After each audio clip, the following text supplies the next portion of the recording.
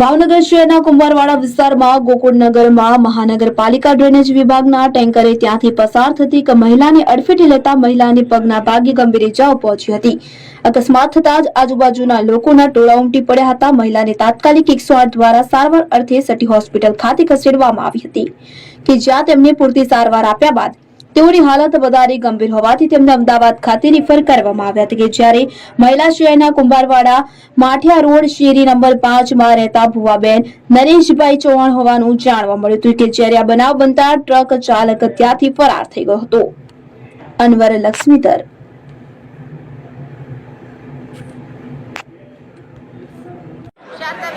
શું બન્યું? અમે કામેથી આવતા હતા, ભાવ કામેથી આવતી હતી, હું શાકભાજી લેવા ગઈ હતી। અમે બે હારે હતા અને નગરપાલિકાને અમારી જે ઓલી ગટર હાલે છે ને તો બી ખેંચવાની પીળા કલરની ગાડી હતી। અજાણ્યો શખ્સ છે ને આગલા ટાયરમાં ઉપર ચડાવીને હું જોઉં નહીં ભાગી ગયો। મેં કેટલી રાડું પાડી છતાંય ભાગી ગયો। કયા વિસ્તારમાં બનાવ બન્યો છે?